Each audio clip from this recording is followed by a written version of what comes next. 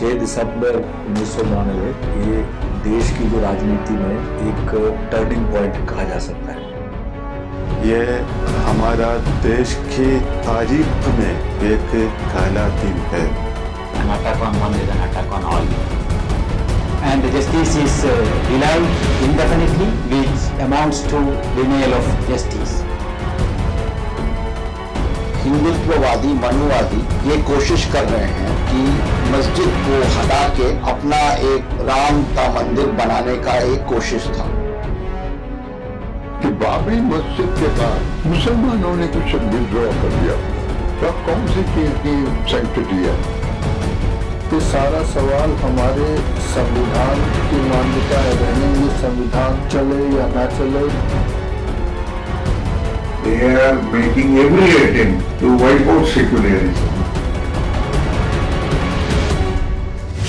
December 6, 1992 துரோகத்தின் நாளாக நினைவு கூறப்படுகிறது. பாசிச இந்துத்துவ சக்திகளால் தீட்டப்பட்ட சதித்திட்டத்தினை செயல்படுத்தியதன் விளைவாக வரலாற்று சிறப்புமிக்க பாபரி மஸ்ஜித் தகர்க்கப்பட்ட நாள். அது ஒரு மஸ்ஜிதின் மீது மட்டும் தொடுக்கப்பட்ட தாக்குதல் அல்ல, மாறாக நமது தேசத்தின் மதச்சார்பின்மை மீதும் பன்முகத்தன்மை மீதும் தொடுக்கப்பட்டதாகும். தேசத்தின் அரசியலமைப்பு மீது என்றுமே நம்பிக்கை கொண்டிராத பாசிச கும்பல்களால் மதச்சார்பின்மை, ஜனநாயகம் மற்றும் நீதியின் அனைத்து வடிவங்களும் குழி தோண்டி புதைக்கப்பட்டது.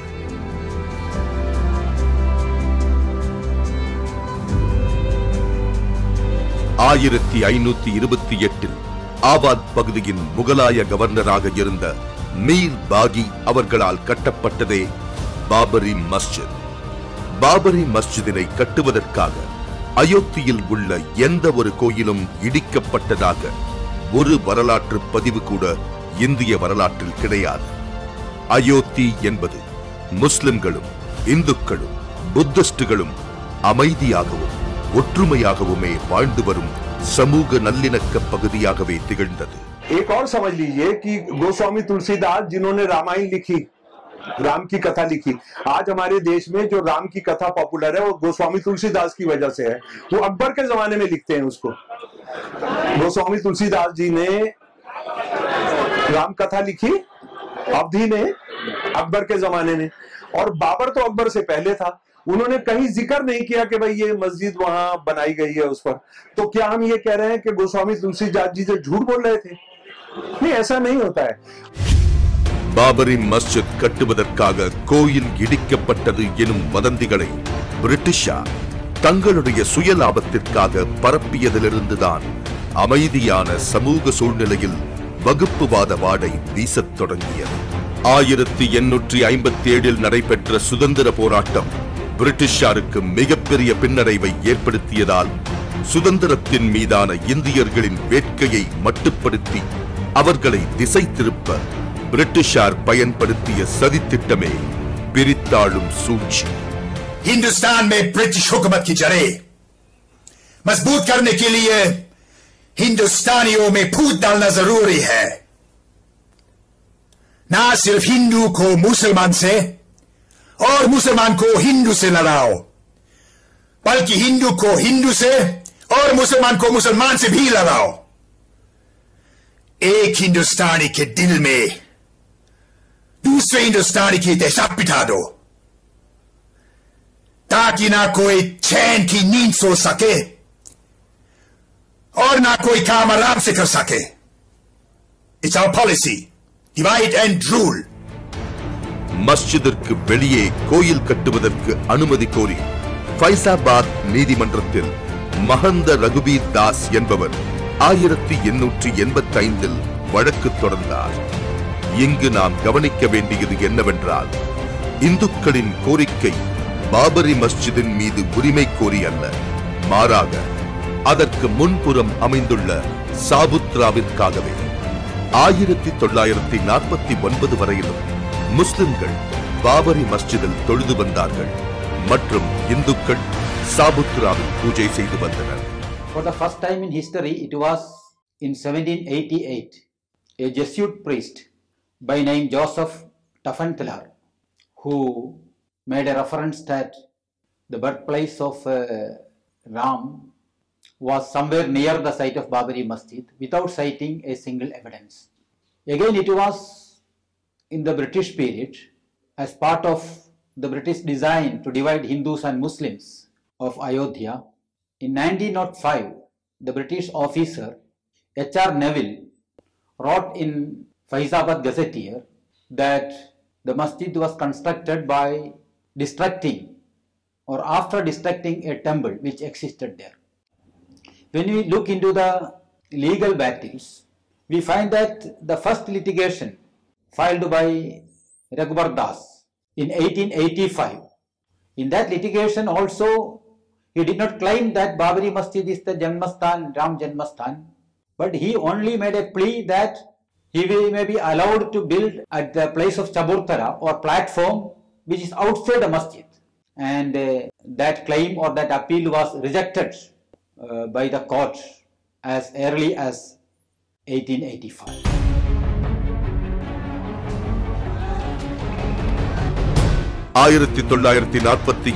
பின் வகுப்புவாத சக்திகள் ராம் ஜென்ம பூமி விவகாரத்தை பூதாகரமாக எழுப்பியது.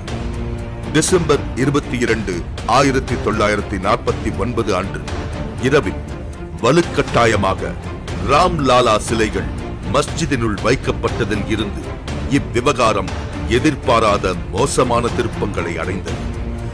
ராம்லாலா சிலைகள் திடீரென்று தானாகவே மஸ்ஜிதினுள் தோன்றியதாக ஒரு பொய் பரப்பப்பட்டது. இவ்விவகாரத்தில் மஸ்ஜிதிற்கு பூட்டு போடுமாறு உத்தரவிட்ட மாவட்ட நீதிபதி பின்னாளில் ஜன் சங்கத்தின் பாராளுமன்ற உறுப்பினர் ஆனார். ஒரே நாள் இரவில் ஒரு அழகிய பள்ளிவாசல் சர்ச்சைக்குரிய தளமாக மாற்றப்பட்டது. उस नियुक्ति में प्रधान नैयर साहब थे, के नैयर जो यहाँ के डीएम थे। महंत रामसेवक दास जी शास्त्री जी जो आप सामने में है, आपने ही रखी थी। हाँ जी, हमारे और भी सहयोगी थे, केवल मैं नहीं था।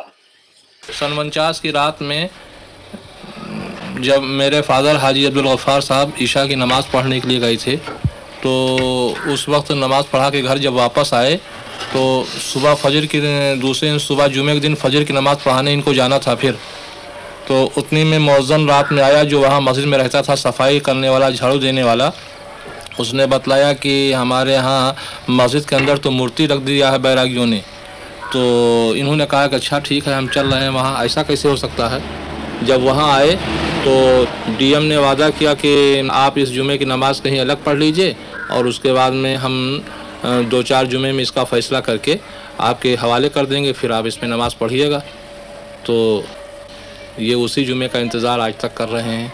22 दिसंबर 1949 की रात को बाबरी मस्जिद के अंदर जबरदस्ती मूर्तियां रखी गई।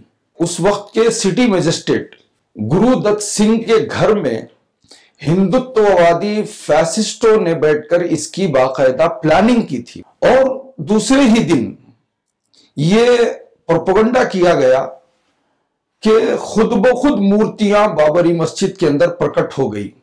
और उस वक्त के उत्तर प्रदेश के कांग्रेस के चीफ मिनिस्टर और हिंदुस्तान के प्राइम मिनिस्टर और उस वक्त की सरकारों ने और उस वक्त की एडमिनिस्ट्रेशन ने इस झूठे और बनावटी एक ड्रामे के खिलाफ इन्होंने कोई कार्रवाई नहीं की। अगर उस वक्त वजीर आला या वजीर आजम इसको रोकते और इसके खिलाफ कार्रवाई करते तो फिर आगे चलकर बाबरी मस्जिद के शहीद होने का रास्ता आसान नहीं होता था।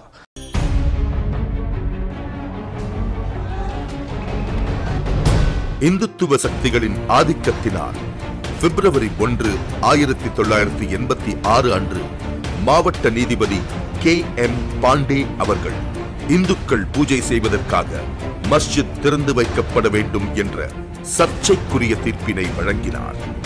மஸ்ஜிதின் மீதான உரிமை கோரி 1961 முஸ்லிம்கள் தொடுத்த வழக்கு நிலுவையில் இருக்கும் பொழுதே இத்தீர்ப்பு வழங்கப்பட்டது.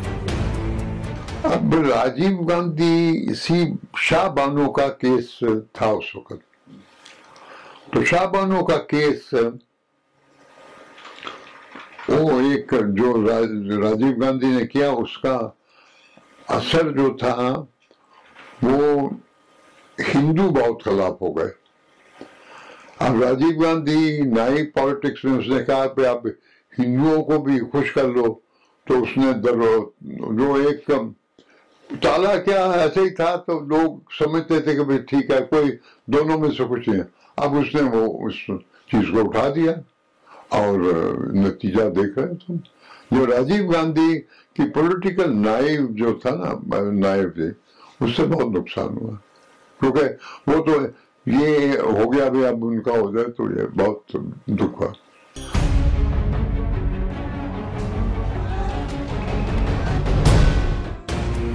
இவ்விவகாரம் மத ரீதியிலானதாக வெளிக்காட்டப்பட்டாலும் யதார்த்தத்தில் இது முழுக்க முழுக்க அரசியல் தந்திரமே. ஆர்எஸ்எஸ் மற்றும் அதன் துணை அமைப்புகள் தங்களுடைய தனிப்பட்ட அரசியல் லாபங்களுக்காக ராம் ஜென்ம பூமி விவகாரத்தை பயன்படுத்திக் கொண்டனர். வகுப்புவாத தீயினை நாட்டில் கொழுந்துவிட்டு எரியச் செய்வதற்கும் அரசியல் லாபங்களை பெறுவதற்குமே எல்.கே. அத்வானி ரத யாத்திரை நடத்தினார். எதிர்பாராத விதமாக அதில் அவர்கள் வெற்றியும் பெற்றனர்.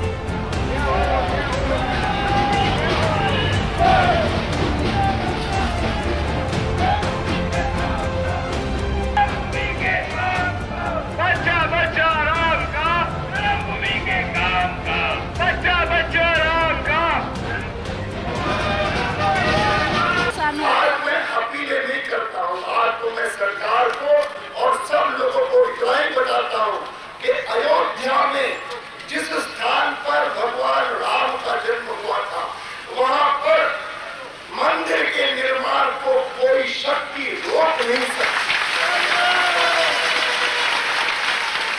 और मंदिर वहीं बनेगा।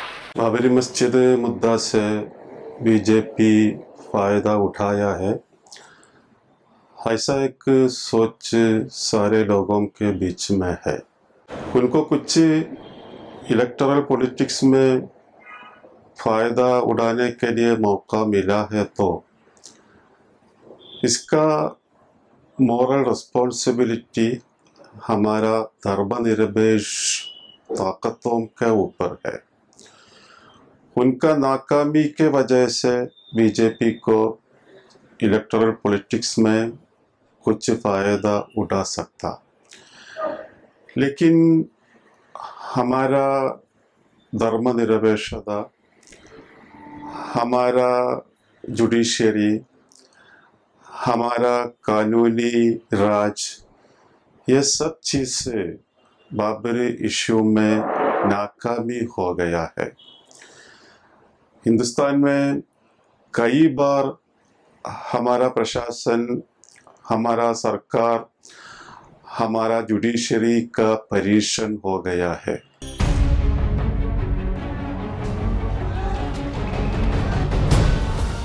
பிஜேபி மற்றும் விஹெச்பி தலைவர்களால் வழிநடத்தப்பட்ட கர சேவகர்கள் அயோத்தியில் டிசம்பர் 6 ஒன்று கூடினர். கர சேவகம் என்று அழைக்கப்பட்டாலும் பாபரி மஸ்ஜிதினை இடிக்க வேண்டும் என்ற ஒரே நோக்கத்தோடுதான் அவர்கள் அங்கு ஒன்று திரண்டிருந்தனர். அரசு, காவல்துறை மற்றும் நீதித்துறையினால் பாபரி மஸ்ஜிதினை பாதுகாக்க முடியாமல் போன அத்தருணம் உலகின் மிகப்பெரிய ஜனநாயக நாடான நம் தேசத்திற்கு அவமானகரமான தருணமாகும். कार सेवा रुक नहीं सकती, चाहे इसको संत महात्मा रोके, चाहे नेता लोग रुके। आज इस ढांचे को गिराना, आज पक्का गिरा लेंगे। पक्का गिराने के उद्देश्य से तो हम लोग आए हैं।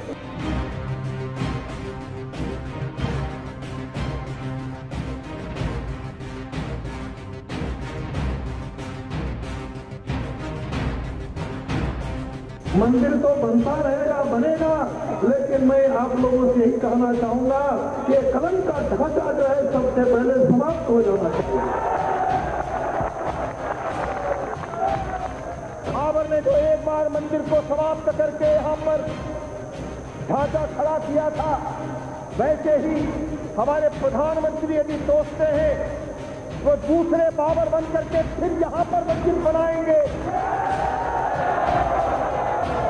तो वो समझ लें जब दूसरा बाबर यहां भारत में बर्दाश्त नहीं किया जाए। अपमान के खंडरों को हटाकर स्वाभिमान के दिव्य देवालय स्थापित करने में पहले अयोध्या में करना है, फिर मथुरा में करना है, फिर काशी में करना है।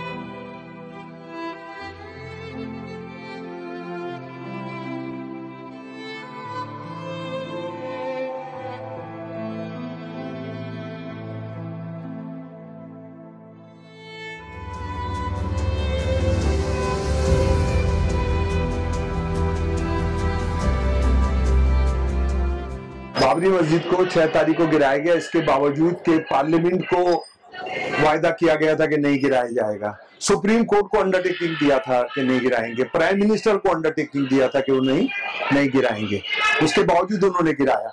तो ये हिंदू मुसलमान का मामला नहीं है, ये तो देश के संवैधानिक ढांचे के खिलाफ आपने गैर कानूनी काम। और क्यों गिराया? क्योंकि वो चाहते थे हिंदुस्तान और हिंदुस्तान की जनता जो धर्म के नाम पर बटे। उस दिन ये साफ साबित हो गया कि जितने भी लोग के दिमाग में इल्यूशन हो, भ्रम हो कि हिंदुस्तानी राज्य जो है वो सेक्युलर है, डेमोक्रेटिक है, लोगों के अलग अलग धर्मों और जातों के लोगों की हिफाजत करेगी, उस भ्रम का चकनाचूर हुआ। Court, central government, state government, तमाम राजनीतिक दल मिलके वो डेमोलिशन जो एक ऐतिहासिक जो मॉन्यूमेंट, एक जो हिंदुस्तान की एक प्रतीक जो है, उसको सरेआम डेमोलिश मीडिया के सामने किया गया। ये कर सेवक जो आने शुरू हो गए ना, क्यों भाई? अभी कोई ये तो प्रेशर डालने की बात हुई ना, तो इसमें मैं सबसे ज्यादा कसूरवार नरसिम्हा राव को समझता हूँ जो प्राइम मिनिस्टर थे, क्योंकि नरसिम्हा राव चाहता तो इन लोगों को वहां जहां से आ रहे थे वहीं रोक देता, उसने शुरू कर दिया। अब इतनी हजारों की भीड़ जब यहाँ आ जाए तो एक प्रेशर हो गया शुरू।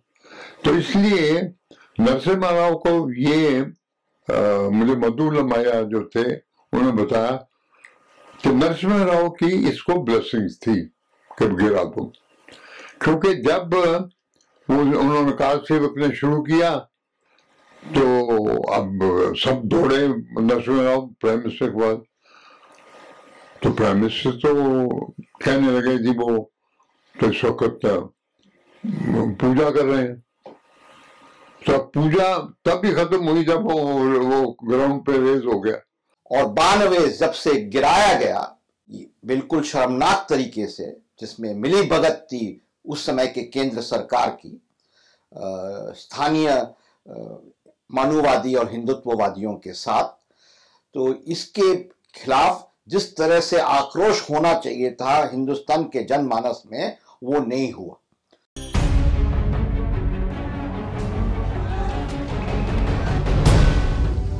பலராலும் யூகிக்கப்பட்டதைப் போல் இச்சம்பவத்தை பயன்படுத்தி நாட்டின் பல்வேறு பகுதியிலும் தொடர்ச்சியான வகுப்புவாத கலவரங்களை இந்துத்துவ சக்திகள் தூண்டிவிட்டது.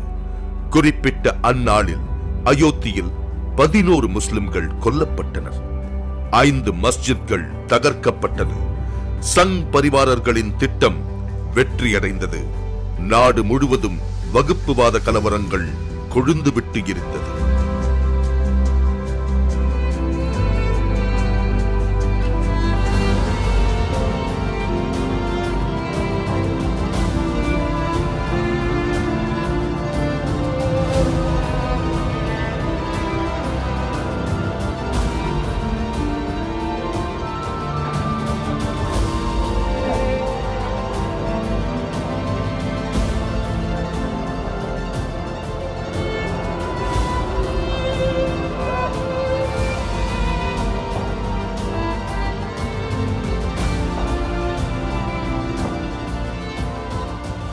You see, there are two things that we must know.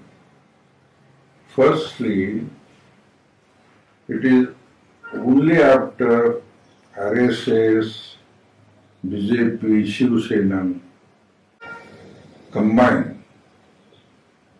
and demolish the 400-year-old masjid that for the first time we experience terrorist attacks in this country. Therefore, who was responsible for this terrorist attacks?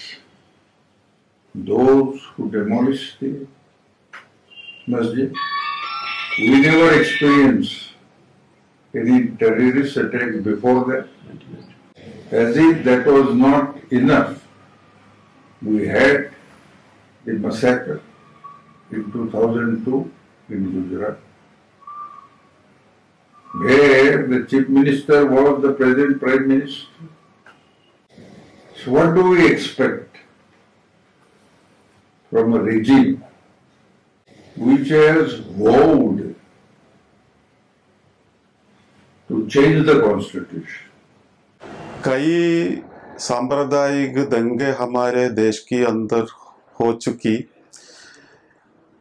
ये सारे वक्त हमारा प्रशासन का और हमारा सरकार का निष्पक्षता हम देख नहीं सका था। कानूनी राज एक ही तरफ से होकर काम किया और ये देश की मुसलमानों के अंदर डर पैदा करने के लिए हमारा सरकार का एटीट्यूड एक वजह भी हो गया है।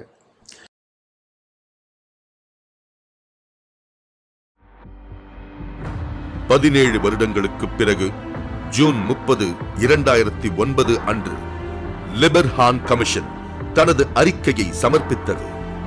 மஸ்ஜித் தகர்க்கப்பட்டதற்கான முக்கிய சூத்திரதாரியாக RSS இருந்ததாக அறிக்கை குற்றம் சாட்டியது. பிஜேபி தலைவர்களாகிய LK அத்வானி, அடல் பிஹாரி வாஜ்பாய், முரளி மனோகர் ஜோஷி மற்றும் கல்யாண் சிங் உள்ளிட்ட 68 நபர்களை குற்றவாளிகளாக முன்னிறுத்தியது. ஆனால் தனது அறிக்கையில் நரசிம்மராவின் பெயரை சேர்க்க லிபர்ஹான் கமிஷன் தவறிவிட்டது. காலந்தாழ்த்தி குற்றவாளிகள் அடையாளம் காட்டப்பட்ட போதும் அவர்கள் மீது நடவடிக்கைகளை எடுப்பதில் காங்கிரஸ் தலைமையிலான UPA அரசு தோல்வியடைந்தது. So particularly if you look at the various commissions appointed to inquire into it, particularly the Librhan Commission, firstly, justice was delayed.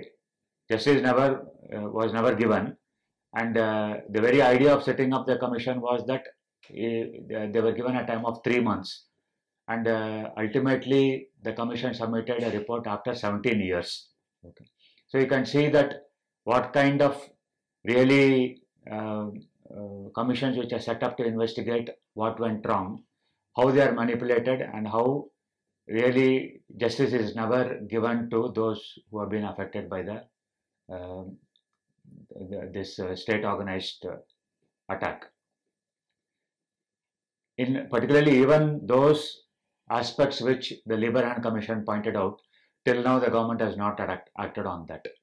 So our demand is that we have to further go among the people and tell that justice is not going to be met by the current political process. In today's process, people don't have any political power, and we cannot rely on any commissions, any other people to provide us justice. We have to organize ourselves. We have to demand that guilty be punished. We have to create an environment where communal violence cannot happen again. और हमें अगर कानून और संविधान का एक देश बनाना है तो तुरंत जिन जिन लोगों ने बाबरी मस्जिद को गिराया उनके खिलाफ डे टू डे ट्रायल, ये तो केस इतना विलंब से हो रहा है कि जैसे कि समय का कोई सीमा नहीं है, तो इनको तुरंत किया जाए, डे टू डे ट्रायल किया जाए और तुरंत इनको सबको जेल भेजना चाहिए जो जो लोग इसमें न केवल गिराने के इसमें पर जो कॉन्स्पिरेसी षड्यंत्र में शामिल थे और इन सब को तुरंत जेल भेजना चाहिए।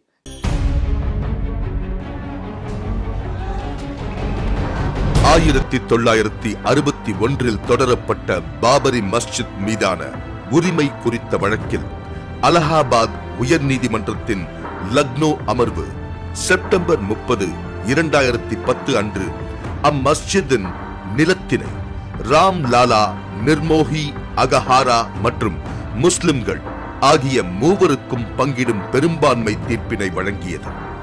ஒட்டுமொத்த தேசமும் நீதிமன்ற தீர்ப்பினை ஆவலோடு எதிர்பார்த்துக் கொண்டிருக்கும் பொழுது அலகாபாத் உயர் நீதிமன்ற அமர்வு கட்ட பஞ்சாயத்து போல செயல்பட்டது.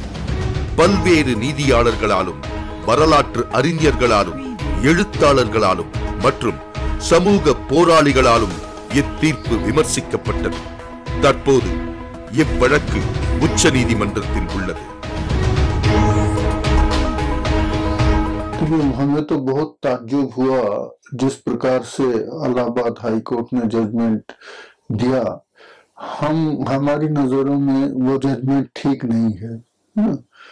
जो हम अगर कानूनी दृष्टि से देखें तो जो अभी तक का कानून है उसके वो सख्त खिलाफ है, क्योंकि मुद्दा ये है कि जमीन किसके पास थी और कानून में तो है कि भाई 12 साल तक चाहे कोई भी किसी के भी पास हो कोई भी जमीन तो फिर उस पर कोई दूसरा अपना हक जता नहीं सकता। तो ये तो कई सालों से मतलब सैकड़ों सालों से इसको बाबरी मस्जिद के लिए इस्तेमाल किया जा रहा था। तो उसमें तो कोई दो राय हो ही नहीं सकती कि ये किसी भी हिंदू संस्थान को जाए।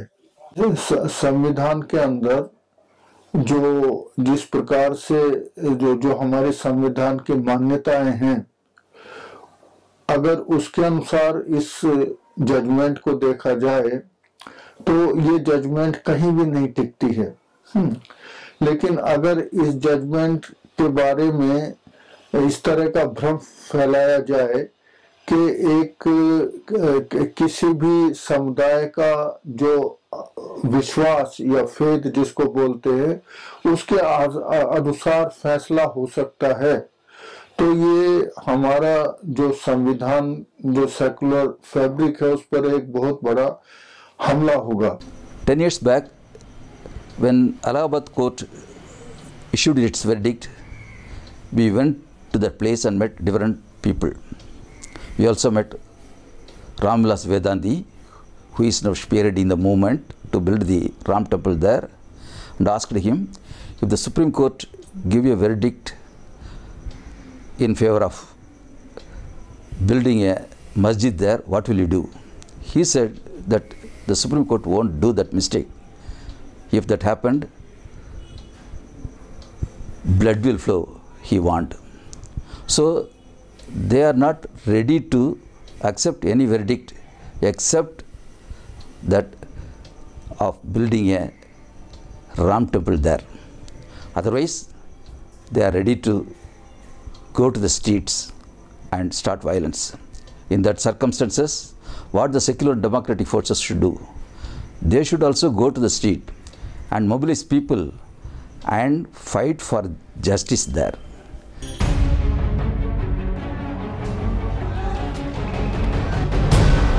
ராம் ஜென்மபூமி விவகாரத்தை பயன்படுத்தி அதிகாரத்திற்கு வந்த பிஜேபி இவ்விவகாரத்தை தொடர்ந்து பயன்படுத்தியது.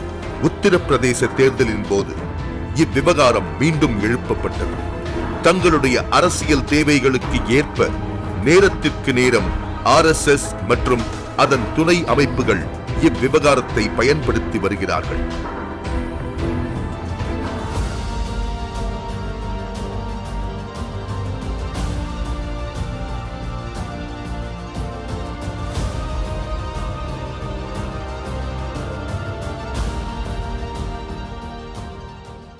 हिंदू धर्म की इतनी चिंता है तो 80% जो इस देश के लोग हैं हिंदू हैं, उनको सबको नौकरी दे दो, उनको सबको 80 रुपए किलो में दाल दिला दो, उन सबको बैंक लोन दिला दो, 20% मुसलमान ईसाई सिखों को मत दिलाओ, तो हम समझ लेंगे तुम वाकई में हिंदुओं के हितैषी हो।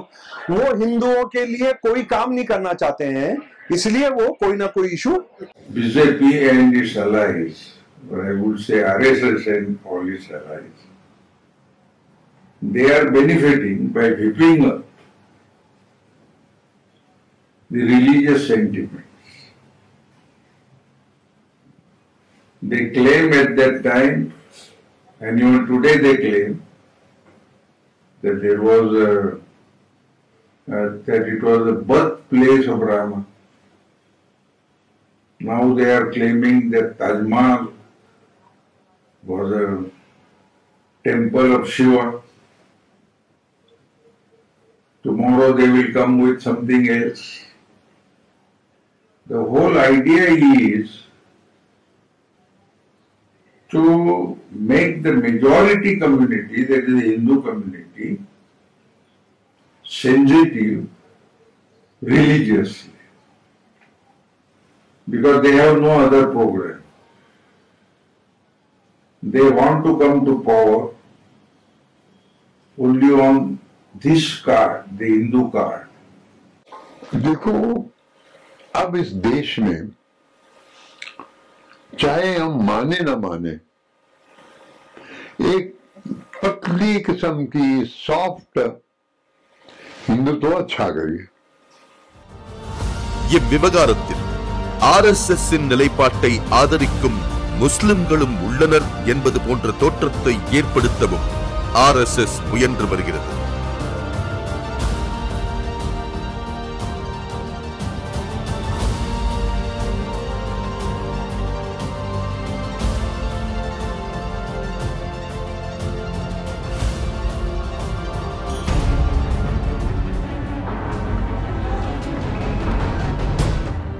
எண்ணற்ற துரோகங்களின் வடுவாக பாபரி மஸ்ஜித் வழக்கு என்றென்றும் நம் நினைவில் இருக்கும். ஒரு துடிப்பான ஜனநாயகம் மதச்சார்பின்மையின் மீதான பிடியினை கைவிடும் பொழுது ஏற்படும் மோசமான விளைவுகளுக்கு இது ஒரு வாழும் உதாரணம். ஜனநாயகத்தின் பல்வேறு தூண்களின் இரட்டை நிலைப்பாட்டிற்கும் இதுவே உதாரணம். Babri Masjid represents the promise of equality and justice made to the minorities of the country by the Constitution of India. The RSS never believed in the Constitution and has always rejected the idea of equal rights for minorities. Since independence, the Muslims in India have been their prime target. Many anti-Muslim riots were engineered in the country to weaken the Muslim minorities. The Ram Janmabhoomi movement was used by the RSS to spread enmity or hatred among the majority community towards Muslims. On 6th December 1992, they demolished Babri Masjid with the sole aim for creating fear in the Muslim minds. Muslims felt insecure after the demolition of the Babri Masjid and the riots. However, this incident also acted as a catalyst for the evolution of dynamic movements and organization among the oppressed sections of Indian society. Popular Front of India is such a dynamic movement which has been firm on its agenda to fight communal fascism and also protect the rights of all sections of the society. Justice for Babri Masjid is an important agenda of Popular Front of India since its inception. For the past 25 years, we have been consistently conducting campaign for Babri Masjid with the slogan Babri Masjid lest we forget. Babri Masjid should be rebuilt in the same place and the culprits of the demolition should be punished. Now the matter is in the Supreme Court and we are optimistic that the Supreme Court will understand the aspirations of the peace-loving citizens of India and will do justice to Babri Masjid. Babri मस्जिद शहादत होके 26 साल हुआ है। गुज़िश्ता 26 साल में बाबरी मस्जिद की याद को भुलाने की साजिश चल रहा है। यह सिर्फ कम्युनल फोर्सेस की तरफ से नहीं, चंद सेकुलर पार्टी की तरफ से भी बाबरी मस्जिद की याद को ख़त्म करना चाहते हैं। इसलिए बाबरी मस्जिद दोबारा तामीर करना एक नया एजेंडा जैसे कुछ लोगों को लग रहा है। बाबरी मस्जिद को इंसाफ मिलना बहुत ज़रूरी है। इंसाफ के लिए पहला कदम बाबरी मस्जिद वही जगह पे दोबारा तामीर करना है। दूसरा, जो लोग बाबरी मस्जिद को डिमोलिश किया है वही मुजरिम लोगों को सज़ा भी देना चाहिए। ये हमारे मुल्क की सेकुलरिज्म के लिए बहुत ज़रूरी है। बाबरी मस्जिद को इंसाफ के लिए social democratic party of India शुरू से बहुत सारे काम मैदान में किया है और आगे भी इंसाफ के लिए हम कैंपेन करेंगे। आप सभी लोग पूरी तरह ये कैंपेन में शामिल होना है, पूरी तरह सपोर्ट करना है। Thank you. Babri Masjid represents the aspirations of the millions of Indian citizens. நீதியின் விழுமியங்கள் என்றுமே சமரசம் செய்து கொள்ள முடியாதது என்பதில் மீண்டும் இத்தேசம் நம்பிக்கை கொள்கிறது. மதச்சார்பின்மை, நீதி மற்றும் ஜனநாயகம் ஆகிய 3 விழுமியங்களை பிரதிபலிக்கும் பாபரி மஸ்ஜித்தின் 3 மினாரங்களையும் மீண்டும் காண்போம் என சமாதானத்தை விரும்பும் குடிமகன்கள் நம்புகின்றனர். நீதியின் மீது தேசம் நம்பிக்கை கொள்கிறது. நீதிக்காக பாபரி மஸ்ஜித் காத்திருக்கிறது.